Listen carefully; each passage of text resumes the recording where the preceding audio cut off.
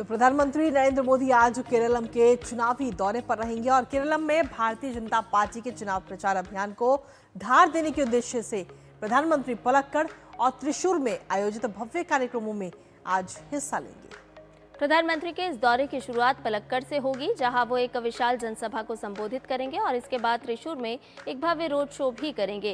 केरलम चुनाव के लिहाज से प्रधानमंत्री का ये दौरा अत्यंत महत्वपूर्ण माना जा रहा है, क्योंकि वो सीधे जनता से संवाद कर भाजपा के पक्ष में माहौल तैयार करेंगे।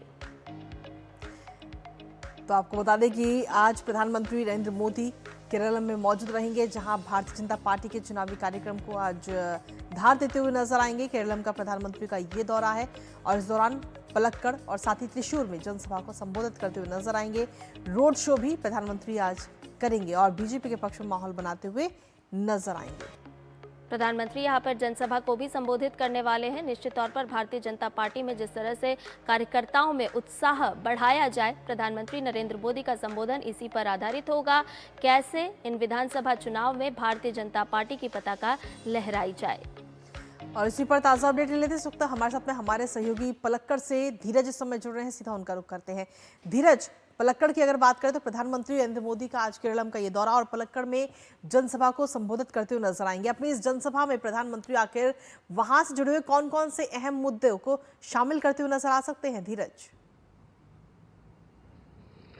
बिल्कुल आपने सही कहा। और आज जबकि प्रधानमंत्री यहाँ पहुँचेंगे तो एक नई उम्मीद लेकर यहाँ पहुँचेंगे, क्योंकि पलक्कड़ का ये जो क्षेत्र है, ये जो इलाका है, एक तरीके से कहा जा सकता है कि बीजेपी के लिए मुफीद है। और केरल में जिस तरीके से भारतीय जनता पार्टी ने अपनी पकड़ को मजबूत करने के लिए जो बीते 11-12 सालों का जो संघर्ष किया है, उस संघर्ष में एक स्थान हम कह सकते हैं पलक्कड़ भी है, जहां की भारतीय जनता पार्टी को एक उम्मीद दिखती है।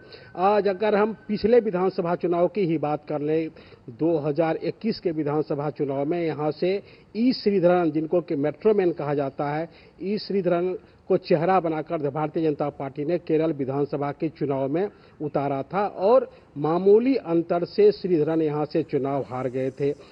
उसी समय ये जरूर लगा था कि भारतीय जनता पार्टी केरल में अपनी चुनावी जनसभा के जरिए या अपनी लोगों के बीच जाकर लोकप्रियता के जरिए अपनी जनता के बीच पकड़ बना सकती है। और उसके बाद लगातार जो 5 साल जो संघर्ष का दौर रहा और हमने देखा कि वार्ड का जबकि चुनाव हुआ, वार्ड के चुनाव में जिस तरीके से केरल में भारतीय जनता पार्टी को अप्रत्याशित जीत मिली और पूरे राज्य में 1600 वार्ड पर भारतीय जनता पार्टी ने परचम लहराया। और उसमें अगर हम पलक्कड़ की बात कर लें तो यहाँ के 53 वार्डों में से 25 वार्डों में भारतीय जनता पार्टी ने विजय का परचम लहराया। और इस बार के विधानसभा चुनाव की अगर हम बात कर लेते हैं तो इस बार के विधानसभा चुनाव में शोभा सुरेंद्रन, जो कि भारतीय जनता पार्टी के लिए यहाँ की बड़ी चेहरा मानी जाती है, उसको भारतीय जनता पार्टी ने इस बार मैदान में उतारा है। मैं आपको जानकारी के लिए बता दूं कि शोभा सुरेंद्रन ने केरल में भारतीय जनता पार्टी के जनाधार को बढ़ाने के लिए काफी मेहनत की है, काफी मशक्कत की है और उन्होंने लोकसभा का चुनाव भी लड़ा, जिसमें कि भारतीय जनता पार्टी को एक कह सकते हैं कि अच्छी खासी उनको वोट बैंक मिला था। शोभा विजेंद्रन के बारे में ये भी कहा जाता है कि उन्होंने अलग अलग विधानसभा क्षेत्रों में पार्टी को मजबूत बनाने में एक बड़ी भूमिका निभाई है।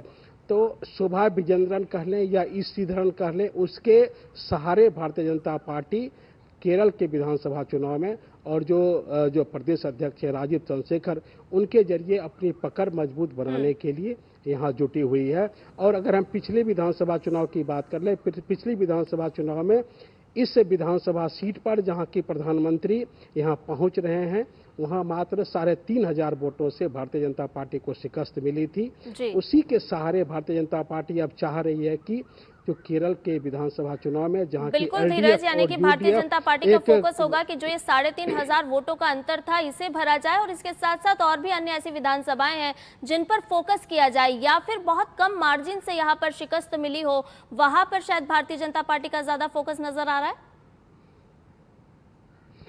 बिल्कुल आपने सही कहा है। भारतीय जनता पार्टी उन विधानसभा क्षेत्रों को चुन रही है जिस विधानसभा क्षेत्रों पे भारतीय जनता पार्टी को बहुत कम मार्जिन से जिन्हें हार का सामना देखना पड़ा था। उस वैसे ही विधानसभा सीटों में से एक विधानसभा सीट जो ये पलक्कड़ की विधानसभा सीट है। इसके अलावा राजीव चंद्रशेखर जो प्रदेश के अध्यक्ष हैं, उनकी एक सीटें हैं, वो सीटें भी भारतीय जनता पार्टी के लिए काफ़ी मजबूत मानी जाती है।